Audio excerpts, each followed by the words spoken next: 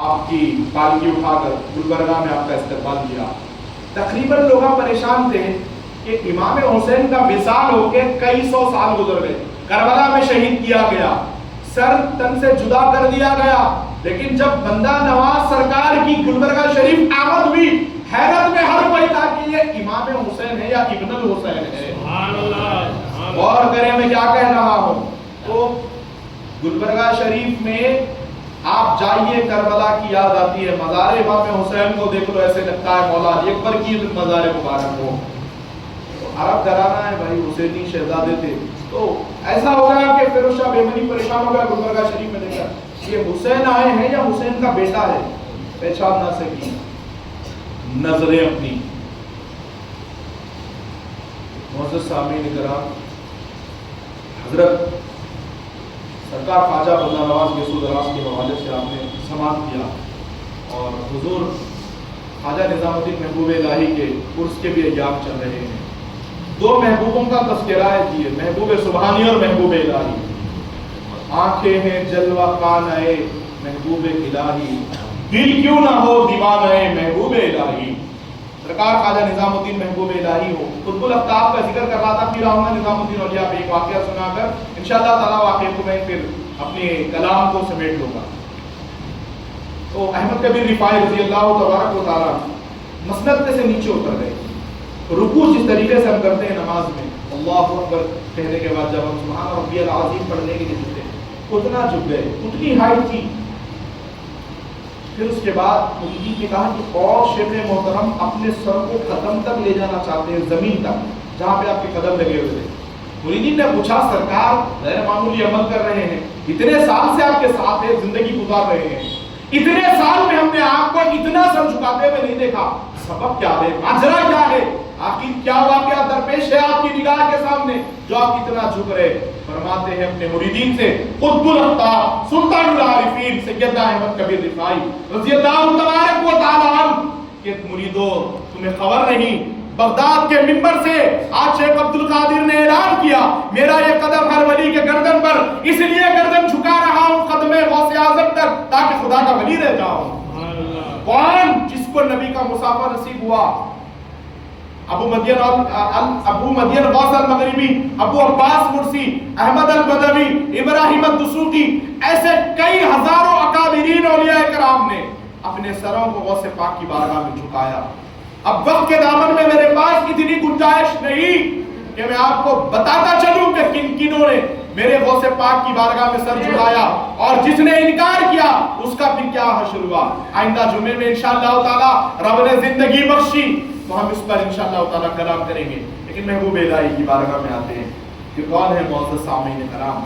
Baghdad شریف کا جو جلوہ آسانی کے ساتھ وہاں کی خیرات بانٹ رہے ہیں, تو وہ مرکز کا نام دربار خواجہ نظام الدین ہے. اب مرکز نظام الدین بولوں گا تو مرکز ایک دوسروں کا بھی مرکز وہی رکھ کے لَقْعُدَنَّ لَهُمْ صِرَاطَكَ الْمُسْتَقِيمَ لَهُمْ يَنَّهُمْ أَجْمَعِينَ. شیطان کہہ رہا ہے کہ سیدھے راستے پہ بیٹھا ہوں, لَهُمْ يَنَّهُمْ أَجْمَعِينَ, اس کو گمراہ کرنے کے لیے. تو وہاں انٹر ہوتے خود رائٹ سائڈ میں ایک مرکز ہے بڑا, نکو جاؤ بھائی کرنا نہیں ہے, اللہ کے نبی یہ بولے, اللہ کے نبی وہ بولے, جماعت والوں کا مرکز ہے. تو سیدھے راستے پہ ہے وہ, وہیں بیٹھے ہوا ہے, ٹوپی داڑھی بہترین وائٹ وائٹ امامے, وائٹ وائٹ ٹوپیاں میں ان کے پٹکانا انہیں. شکل کون سی بھی لے کے آ سکتا, شیطان یاد رکھیے, سوائے نبی کے ہر شکل میں آگے بھٹکا سکتا. فلاں مولانا بول رہا ہوں میں, خواب میں آ کے یہ بھی بول سکتا یہ جانا غلط ہے دربار میں, اتنے بڑے مولانا بولے کھا کے بڑے بھائی سڑے پورے مکمل زندگی زکات چندے فکرے یہ دھندوں میں پوری زندگی گزر گئی. انہیں غوث پاک کے بارے میں, انہیں درگاہوں کے بارے میں بولے گا. بہرحال مرکز نظام الدین ہے, درگاہ نظام الدین آج بھی غوث پاک کی جہاں سے خیرات بڑھ رہی ہے وہ مرکز ہے. غوث پاک رضی اللہ تبارک و تعالیٰ عنہ کی ایسی منفرد شان ہے سرکار محبوب الہی کہ ایک جگہ پر محبوب سبحانی, اچھا یہ دونوں کا ایک ہی دن مثال ہوا روایت کے مطابق 17 تاریخ کو, یہ دونوں بھی دو محبوب ایک ہی دن اللہ کی بارگاہ میں پہنچے ہیں. اور سرکار نظام الدین کے لیے تو خلق یہی کہہ رہا ہے, اجازت نہیں دے رہا ہے کہ میں ایک دو واقعہ سنا کے ختم کر دوں, نہیں, ایک جمعہ محبوب الہی کی شان میں ہم بیان سماعت کرتے ہوئے پڑھیں گے انشاءاللہ. ایک جمعہ صرف بالخصوص خواجہ نظام الدین اولیاء کے لیے, دلی کے تاجدار کے لیے, سرکار شاہ ولایت کے لیے، سرکار سلطان المشائخ کے لیے، سرکار چشتیوں کی جان کے لیے، دہلی کی شان کے لیے، ہماری ہم سب کی آن بان کے لیے ایک جمعہ ہم انشاءاللہ تعالیٰ پڑھیں گے. لیکن آئندہ جمعے میں بھی یہی وعدہ کر رہا ہوں، غوث پاک پہ ہی گفتگو کریں گے انشاءاللہ تعالیٰ. جتنے جمعے ملے غوث پاک غوث پاک غوث پاک. ایک دن ایسا ہو جائے گا انشاءاللہ تعالیٰ شہ جیلان کی جامع مسجد تک پہنچ جائیں گے. کہہ دو انشاءاللہ. آپ سب یہی ارادہ کریں. دنیا میں دنیا کمانا، دنیا رکھنا یہ تو بہت آسان ہے، سب کر رہے ہیں، دنیا داری میں سب پڑے ہیں. لیکن جتنے معزز سامعین کرام آپ یہاں بیٹھے ہوئے ہیں، یہ ارادہ کر کے اٹھے انشاءاللہ تعالیٰ مکہ مکرمہ مدینہ منورہ کی حاضری کے بعد ایک مقام میں جانا یہ ہم سب کا مقصد ہے. دنیا میں آنے کے بعد، دنیا میں اس دنیا سے جانے سے پہلے، اس دنیا کو رخصت کرنے سے پہلے کہ ہم غوث پاک کا روزہ دیکھیں. غوث پاک نے یہ فرمایا، جس نے میرے شہر میں قدم رکھ دیا وہ اللہ کا ولی ہے. جو ان کا در دیکھ آئے، پھر آنے کے بعد معزز سامعین کرام زندگی شہ جیلا کی طرف سے بدل جائے گی. تو ہم یہ ارادہ عزم کر کے اٹھے کہ ایک مرتبہ ہی صحیح غوث پاک اپنے در پہ بلائیں. آپ دیکھیے حضور کا فرمان ہے، بندہ جس چیز میں کوشش کرتا ہے جائز چیز میں، اللہ تعالیٰ ضرور ضرور ایک نہ ایک دن اسے اس چیز میں، اس راہ میں، اس لائن میں کامیاب کر دیتا ہے. آپ ایک ساتھ پیچھے لگ جائیں گے، ہر جمعہ یہ اعلان کریں گے مولا جانا ہے، بغداد جانا ہے، بغداد جانا ہے، بغداد جانا ہے. ایک فرشتہ جو اتنے سارے یہاں بیٹھے ہیں، کھڑے ہیں، ان کسی ایک فرشتے نے آپ کی دعا پر آمین کہہ دیا، سمجھ لو سب کا بیڑا پار ہے. مرنے سے پہلے کوئی کبھی، کوئی کچھ سال میں، کوئی کچھ مہینے میں، کوئی کچھ ہفتوں میں بغداد پہنچ جائے گا انشاءاللہ. اور اجتماعی دعا پہ ہمارا اعتماد ہونا چاہیے. کسی ایک کی آمین قبول ہو گئی، معزز سامعین کرام ساری مجلس کا بیڑا پار. تو آئندہ جمعہ میں ہم انشاءاللہ تعالیٰ غوث پاک پر ہی کلام کریں گے اور غوث پاک کے اور واقعات جاننے کی کوشش کریں گے. کیونکہ جب جتنا جس کا ذکر کرتے ہیں اور جب جتنا جس کا ذکر سنتے ہیں ہم ان کے قریب ہوتے ہیں. زیادہ آپ کسی کی ایک کے بارے میں روزانہ تذکرہ سنو، ان سے ملنے کا اشتیاق پیدا ہوتا ہے. جب یہ اشتیاق سچا ہو جائے گا تو پھر وہ دن دور نہیں کہ ہم اور آپ ایک ہی مسجد میں بیٹھ کر جمعہ پڑھیں گے. اس مسجد کا نام ہوگا مسجد قادریہ غوث اعظم. آخر میں دعا کرتا ہوں، پروردگار اس امید یقین کے ساتھ کہ میرے بھائی جن جن لوگوں نے کسی کی باتوں میں آ کر 11ویں چھوڑ دی ہے، اپنے گھروں سے جھنڈے نکال دیے ہیں، خدا را ان منافق ملاؤں کی باتوں میں نہ آؤ. نہ جن کے باپ کا پتہ، نہ دادا کا پتہ، یہ ان کی شان میں بکواس کرتے ہیں، ان کے جھنڈے اتروا رہے ہیں. معزز سامعین کرام، آج جس کے دین کی سربلندی کا سبب ہے، دین یہ مر رہا تھا، یہ دین ختم ہو رہا تھا، دین لاغر ہو چکا تھا، کمزور ہو چکا تھا. ایک واقعہ ہے مشہور، ایک بوڑھے کو غوث پاک کا ہاتھ لگنے کے بعد جوان ہوتا ہوا دیکھا گیا. ابھی تو یہ بزرگ تھے، بوڑھے تھے، لیکن بات کیا تھی کہ ہاتھ لگنا تھا غوث اعظم کا، وہ جوان ہو گیا.